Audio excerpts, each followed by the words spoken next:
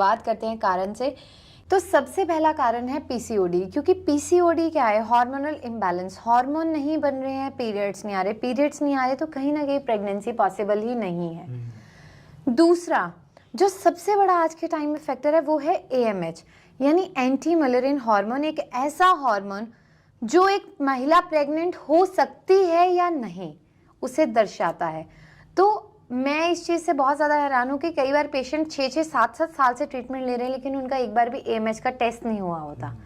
और आइडली सबसे पहला जो टेस्ट बनता है, हम एकदम हायर लेवल देखते हैं, हम लो पे कभी देखते नहीं है, तो वो है एएमएच।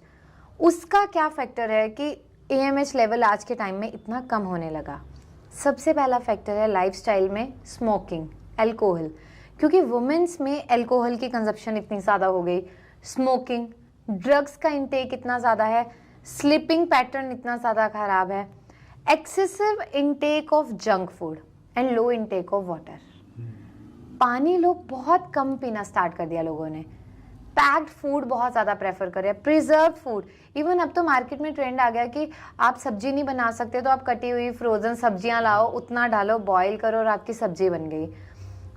सारी सब्जियां पैक्ड फॉर्म में आना स्टार्ट हो गई। तो ये जो पैक्ड फूड है ना, ये कहीं ना कहीं इनकी जो प्रॉपर्टीज़ है वो कार्सिनोजन, हमारी बॉडी में कहीं ना कहीं मेटास्टासिस, कुछ कुछ प्रॉब्लम क्रिएट करके वो ये सारे इशू को जनरेट करता है। थर्ड फैक्टर है ट्यूब ब्लॉकेज, क्योंकि ट्यूब ब्लॉकेज ऐसा कारण है जहाँ पे बोलते हैं कि ठीक नहीं हो सकती। आप लेप्रोस्कोपी भी करवा दोगे तो उसमें भी 20 से 25% लोग ऐसे हैं जिनकी ट्यूब खुल जाती है, अदरवाइज उसका कोई इलाज ही नहीं है। वहाँ पे लोग आईवीएफ अडेप्ट करते हैं, उन्हें गाइडेंस नहीं दी जाती कि चलिए आपने अंडे रख दिया, 3-4 एम्ब्रियो भी रख रहे हैं, तो वो आगे अगर मूव नहीं किए फिर आप क्या करोगे। इवन रिसेंटली मैंने क्या देखा कि किसी का AMH 0.25 है, इतना लो है, उसका आईवीएफ किया हुआ है उसी के एग से, ये नहीं कि डोनर एग से। तो मिस गाइडेंस भी वन ऑफ द फैक्टर है कि जहाँ पे लोग 1-1 साल में प्रेगनेंसी कर सकते हैं, पॉजिटिव कंसीव कर सकते हैं, उन्हें 5-5, 6-6 साल उन चीज़ों को फेस करना पड़ रहा है। सेकेंडली इसमें जो सबसे बड़ा फैक्टर है मेरे ओपिनियन के अकॉर्डिंग, मेरे अकॉर्डिंगली, वो है बिजनेस मॉडल।